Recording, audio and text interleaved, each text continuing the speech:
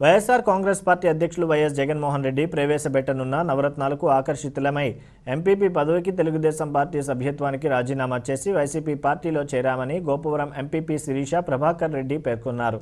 ఆదివారం కడప జిల్లా గోపవరం మండలం శ్రీనివాసాపురం గ్రామంలో ఎమ్మెల్సీ డీసీ గోవిందరెడ్డి ఆధ్వర్యంలో ఎంపీపీ శిరీష ప్రభాకర్ రెడ్డి ఆయన అనుచరులు సుమారు 100 కుటుంబాలు మాజీ ఎంపీ అవినాష్ రెడ్డి సమక్షంలో వైసీపీలో చేరారు.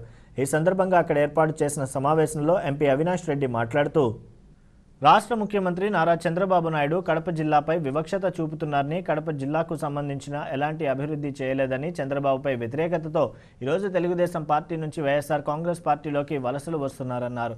ముఖ్యంగా జగన్ ప్రవేశపెట్టిన నవరత్నాలు మేనిఫెస్టోను చూసి వాటికి ఆకర్షితులై వైసీపీలో చేరడం జరుగుతుందన్నారు. ముఖ్యంగా బద్వేలు కరువుతో అల్లాడుతుందని, కుందు నది నుంచి బ్రహ్మసాగర్కు 15 టీఎంసీల నీటిని తెచ్చుకుంటే బద్వేలుకు నీటి సమస్య తీరుతుందన్నారు. ముఖ్యంగా సోమశిల ఎత్తిపోతల పథకం ద్వారా బద్వేలు, గోపవరం, అట్లూరు మండలాలకు నీరు మళ్లించుకుంటే త్రాగు, సాగుకు ఇబ్బంది లేకుండా ఉంటుందన్నారు. కనుక మన సమస్యల్ని పరిష్కారం కావాలన్నా, రాజన్న రాజ్యం రావాలన్నా మనందరం ఏకదాటిగా నిలబడి త్వరలో రానున్న ఎన్నికల్లో వైఎస్ఆర్సీపీ పార్టీని ప్రతి ఒక్కరూ ఆదరించి అఖండ మెజారిటీతో గెలిపించాలని పిలుపునిచ్చారు. ఈ కార్యక్రమంలో ఎమ్మెల్సీ గోవిందరెడ్డి, సమన్వయకర్త వెంకట సుబ్బయ్య, కడప మేయర్ సురేష్ బాబు, మల్లికార్జున్ రెడ్డి, ప్రభాకర్ రెడ్డి, సింగసాని గురుమోహన్, సుందర్ రామిరెడ్డి, రాజగోపాల్ రెడ్డి, నాగార్జున్ రెడ్డి, శిరీష తదితరులు పాల్గొన్నారు.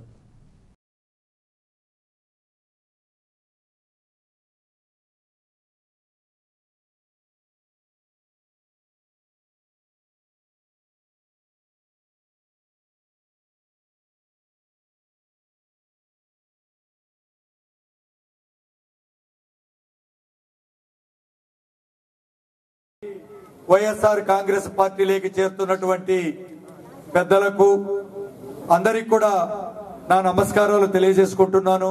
గోపవరం రాజకీయాల్లో చాలా ముఖ్య పాత్రను, ముఖ్య భూమికను అనేక దశాబ్దాల నుంచి కూడా వారి కుటుంబానికి, వారి కుటుంబం రాజకీయాల్లో ఉంటూ వస్తా ఉన్నది. కొన్ని కారణాల వల్ల మన పార్టీకి దగ్గరైనప్పటికీ కూడా 2014 ఎన్నికల్లో మన పార్టీ నుంచి వారు దూరమైనప్పటికీ కూడా వైఎస్ఆర్ కాంగ్రెస్ పార్టీ అన్నా, వైఎస్ కుటుంబం అన్నా, రాజశేఖర రెడ్డి గారన్నా, అదేవిధంగా జగన్మోహన్ రెడ్డి గారన్నా, మరి అవినాష్ రెడ్డి గారన్నా వైఎస్ కుటుంబంతో చాలా మరి ఆయన చాలా ప్రేమగా ఉండేవారు. చాలా ముఖ్య నాయకులతో కూడా మంచి అవినాభావ సంబంధాలతో వాళ్ళు మండలాధ్యక్షుడిగా ఉన్నప్పటికీ కూడా ఎలాంటి ఇబ్బందులు కలగజేయకుండా మన కార్యకర్తలను కూడా ఆదరాభిమానములతో అందరినీ కూడా మరి మంచిగా పలకరించి వీలైనటువంటి సహాయం చేసేవారు. కాబట్టి వారి రాకతో ఈరోజు ఖచ్చితంగా గోపవరం మండలంలో పార్టీ మరింత బలోపేతమవుతుందని చెప్పడంలో ఎలాంటి సందేహం లేదు.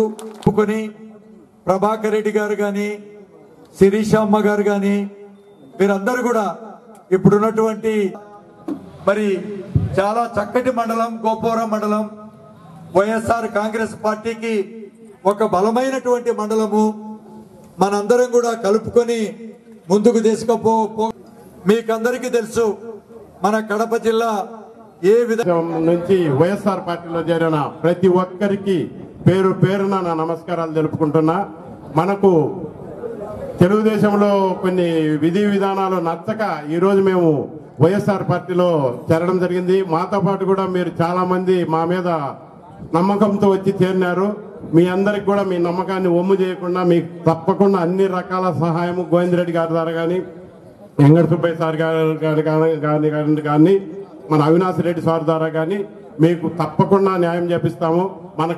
మన మండలంలో సమస్య ఏంటంటే నీటి సమస్య ఎక్కువ ఉంది.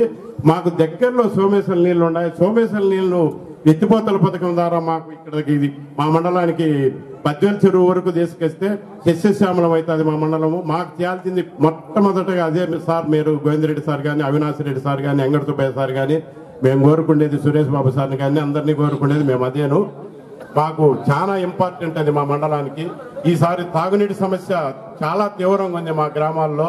దానికి కూడా మీరు కలెక్టర్ గారితో మాట్లాడి ఏదైనా చొరవ తీసుకుని దానికి నీళ్లు తోలకమో లేకుంటే కొత్త బోర్లు కొన్ని చోట్ల ఏడన్నా పడే నీళ్లు పడే ప్రాంతాల్లో బోర్లు వేపడము ఏదైనా మినరల్ వాటర్ ప్లాంట్లు కూడా కొన్ని ప్రాంతాల్లో పెట్టిస్తే మా ప్రజలకు చాలా మేలు జరుగుద్ది అని కోరుకుంటున్నాం సార్. నిజంగా చాలా మంచి పరిణామం. వైఎస్ఆర్ కాంగ్రెస్ పార్టీలోకి ఇవాళ శిరీష గారు, ప్రభాకర్ రెడ్డి అన్న, వారి బంధువులు, మిత్రులు, అనుచరులు ఇవాళందరూ కూడా వైఎస్ఆర్ కాంగ్రెస్ పార్టీలోకి రావటం చాలా మంచి పరిణామం.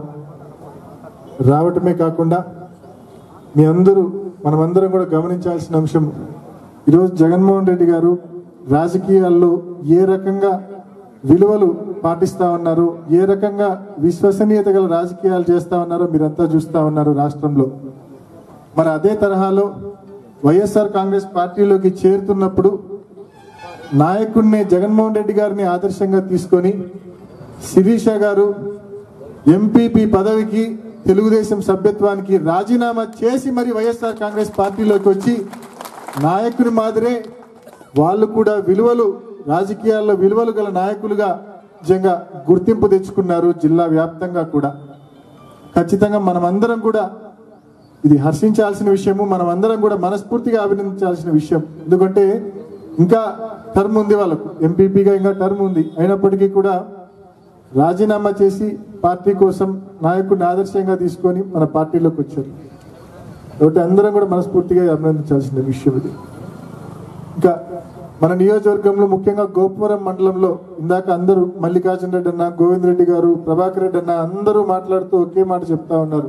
మనందరికీ తెలిసిన సమస్య నీళ్ళ సమస్య, సాగునీరు సమస్య, తాగునీరు సమస్యగానే ఉంది.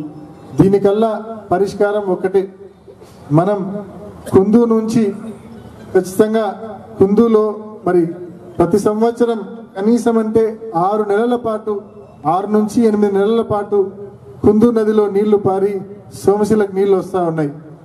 మరి మన బద్వేలకు మాత్రం మనం నీళ్లు తెచ్చుకోలేకుండా, ఎప్పుడో రాజశేఖర రెడ్డి గారు ఉన్నప్పుడు కంటిన్యూస్ గా ప్రతి సంవత్సరం మనకు బ్రహ్మంసాగర్ కు 10 టీఎంసీలు వచ్చేటివి.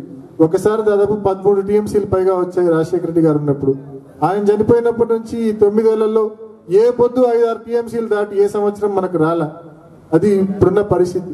మళ్ళీ మనం పూర్తి స్థాయిలో బ్రహ్మంసాగర్ ను ప్రతి ఏడాది నింపుకోవాలంటే మన కళ్ళ ముందున్న ఏకైక మార్గం ఏమిటంటే కుందులో ఎత్తిపోతల పథకం ఏర్పాటు చేసుకుని ఆ ఎత్తిపోతల పథకం ద్వారా తెలుగంగ కాలువలోకి 100 కిలోమీటర్లోకి పైప్ లైన్ లో డ్రాప్ చేసి తద్వారా SR1, SR2 బ్రహ్మంసాగర్ లోకి మనం నీళ్లు తెచ్చుకోవడమే మన ముందున్న ఏకైక మార్గము.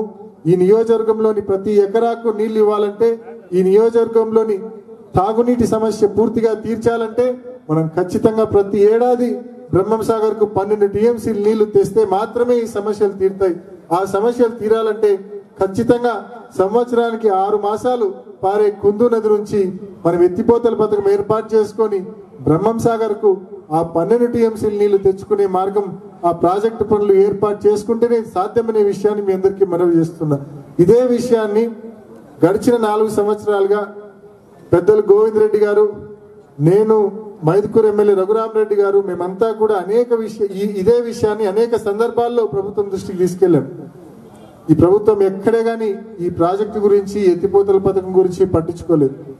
ఇప్పుడు వస్తున్న నీళ్ళన్నా మనకు తెలుగంగ కాలువలో ఏదైతే వెలుగోడు నుంచి వస్తా ఉన్నాయో ఆ వస్తున్న నీళ్ళన్నా కొంచెం ఎక్కువ తీసుకొని రావాలంటే తెలుగంగ కాలువ వెలుగోడు కింద భాగంలో 0 నుంచి 18 కిలోమీటర్ వరకు కాలువ పరిస్థితులు బాలేవు, అవి మరమ్మతులు చేపియండి. ఆ కాలువ బాగు చేయిస్తే కనీసం కొద్ది గొప్ప బ్రహ్మంసాగర్ ఎక్కువ నీళ్లు తీసుకొని వచ్చే అవకాశం ఉంటుందని చెప్పి కూడా అనేక సందర్భాల్లో మంత్రి దృష్టికి, ఐఏబి మీటింగుల్లో ఈ ప్రభుత్వం దృష్టికి గోవింద్ రెడ్డి గారు, రఘురామరెడ్డి గారు, నేను మేమంతా కూడా ఈ సమస్యను ప్రభుత్వం దృష్టికి తీసుకెళ్లాం. అయినా కూడా ప్రతి సంవత్సరం దాందే ఉంది, మేము వెంటనే మొదలు పెడతామంటారు.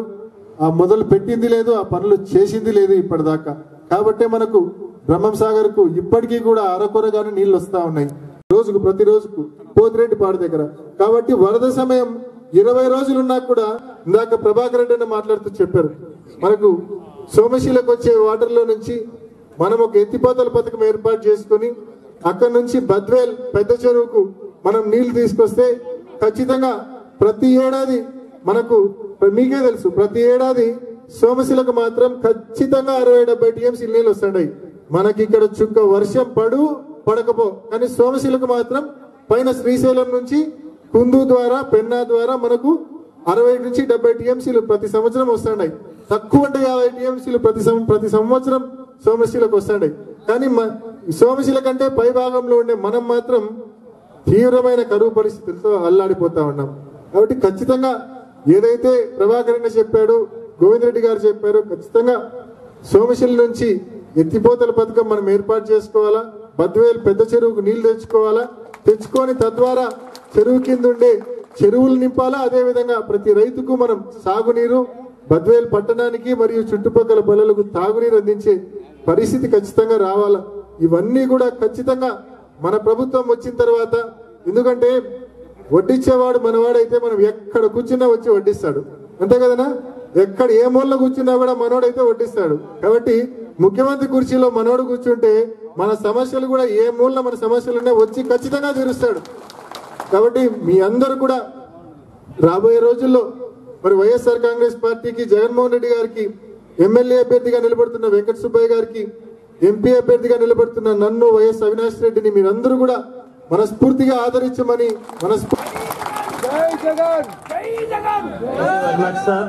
మీరు ఇచ్చినట్టు సందేశం ఒకసారి ఆలోచించేయండి. 2014 ఎన్నికల్లో ఎన్నో ఉచిత హామీలన్నీ ఇచ్చి రాష్ట్రం విడిపోతుంది, నాకు ఒక్కతూరు ఛాన్స్ అండి, అనుభవంని 9 సంవత్సరాలు ముఖ్యమంత్రిగా పనిచేశాను, 9 సంవత్సరాలు ప్రతిపక్ష నాయకుడిగా పనిచేశాను, ఎంతో అనుభవం ఉండేవాడిని, నాకు ఇవ్వండి రాష్ట్ర ముఖ్యమంత్రిగా అన్నప్పుడు. కానీ ప్రజలందరూ ఒక పక్క ఆలోచనలు చేస్తున్నా ఈ రాష్ట్రాన్ని జగనే ముఖ్యమంత్రి కావాలని కోరుకున్నా కానీ కేవలం 1.1% ఓటుతో మనం అధికారం కోల్పోవడం జరిగింది. అంటే జగన్మోహన్కి బై ఎలక్షన్స్ లో 5,42,000 పైచులకు మెజారిటీ వస్తే రాష్ట్ర వ్యాప్తంగా 4,72,000 ఓట్లతో మనం ఓటమి చెందడం జరిగింది. మనం అధికారంలోకి రాలేకపోయింది. చూసాము కుతురు ఆలోచన. మన బ్రహ్మసాగరం మీ బద్వేల్ నియోజకవర్గానికి చిరకాల వాంఛ. 1983 ఆ రోజు Indira Gandhi, NT Ramarao, MG Ramachandran తెలుగుగంగా project శంకుస్థాపన చేయడం జరిగింది. ప్రాంతాన్ని నీళ్లు రావాలనుకున్న ఏకైక వ్యక్తి ఒక వీరారెడ్డి గారు. ఆయన తర్వాత ఈ ప్రాంతాన్ని ఇంకా ఎక్కువగా తమిళనాడుకు తాగునీరు కాదు, ముందు మా ప్రాంతంలో సాగునీరు తాగునీరు రెండు ఇచ్చిన తర్వాతనే చేయాలన్నది ఏకైక వ్యక్తి మన నాయకుడు రాజశేఖర్.